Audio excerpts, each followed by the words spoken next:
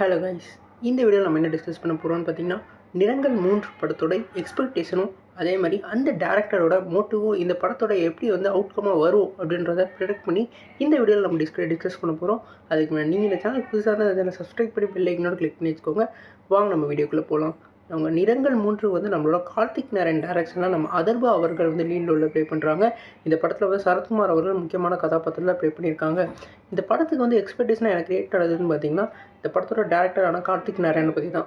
அவர் ஏற்கனவே வந்து துருவங்கள் 16ன்னு சொல்லிட்டு ஒரு வேறு லெவல் படத்தை கொடுத்துருப்பாரு. அந்த படத்தில் வந்து அவர் கொண்டு வந்த கதையை வந்து எப்படி கனெக்ட் பண்ணுவார்னு சொல்லிட்டு அந்த படத்தை வந்து ஒவ்வொரு சீனும் வந்து எனக்கு பங்கமாக தெரியும். குறிப்பாக அந்த கனெக்ட் பண்ணுற சீன்ஸ் எனக்கு வந்து ரொம்பவே ஒர்க் ஆச்சு.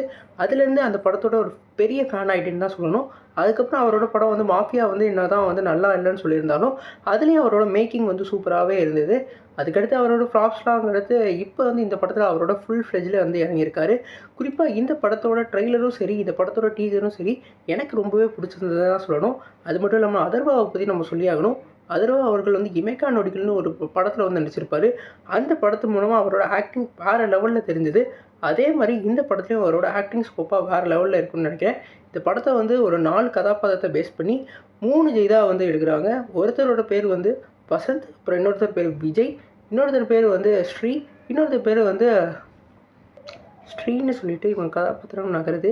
இந்த படத்தை வந்து பார்க்கையில வந்து நம்ம டேரக்டராக நம்மளோட அதர்வா வந்து இந்த படத்தில் வந்து ஒவ்வொரு கதையும் பற்றி சொல்கிற மாதிரியும் அதோட ஒரு சம்பவத்தினால எல்லா முனைப்பும் 4 முனைப்பும் வந்து நடக்கிற மாதிரி தெரியுது. குறிப்பாக வந்து அவரோட ப்ரொடக்ஷன் வந்து அவர் வந்து ஒரு ட்ரக்ஸ் வந்து யூஸ் பண்ணுற மாதிரியும், குறிப்பாக அவர் வந்து ஒரு அப்சோலாக வந்து ஹியூமனாக இல்லாமல் வந்து வேறு மாதிரி இருக்கிற மாதிரி தெரியுது. இவங்க 4 பேருக்கும் வந்து ஒரு நாள் நைட்டில் வந்து என்ன நடக்குது, அந்த பிரச்சனையிலேருந்து எப்படி வெளியே வராங்கன்றத ரொம்பவே வந்து வேறு லெவலில் எடுத்துருக்க மாதிரி தெரியுது. இந்த படத்தோட ரிவ்யூவும் வந்து இப்போ நிறைய பேர் போட்டுக்கிட்டு இருக்காங்க. படத்தில் வந்து நம்ம தலைவன் கம்பேக்குன்னு சொல்கிற அளவுக்கு கண்டிப்பாக இந்த படத்துக்கு மேலே எனக்கு ரொம்ப எக்ஸ்பெக்டேஷன் இருக்குது. ஏன்னா தமிழ் சினிமாவில் கார்த்திக் நாராயணோட மூவி எல்லாமே நல்லாயிருக்கும். நவரசால அவரோட ஒரு வெப் சீரிஸில் வந்து நம்மளோட அருண்சாமியும் அதே மாதிரி பிரசன்னாவும் நடிச்சிருப்பாங்க. அந்த வெப் சீரிஸ் எனக்கு பங்கமாக இருந்தது. அந்த மாதிரி இந்த படத்துலேயும் அவரோட சம்பவம் கண்டிப்பாக இருக்குன்னு நினைக்கிறேன். நீங்கள் சொல்லுங்கள் ஃப்ரெண்ட்ஸ், இந்த படத்துக்கு வந்து எக்ஸ்பெக்டேஷன் இருக்கா? நீங்கள் இந்த படத்தை பார்ப்பீங்களா? நான் சொன்னதெல்லாம் உங்களுக்கு எக்ஸ்பெக்டேஷனாக கிரியேட் ஆச்சா சொல்லிட்டு கமெண்ட் பண்ணுங்கள். இந்த வீடியோ உங்களுக்கு சாட்டிஸ்ஃபை பண்ணால் லைக் பண்ணுங்கள். இந்த சேனல் புதுசாக தான் சப்ஸ்கிரைப் பண்ணுங்கள். நன்றி.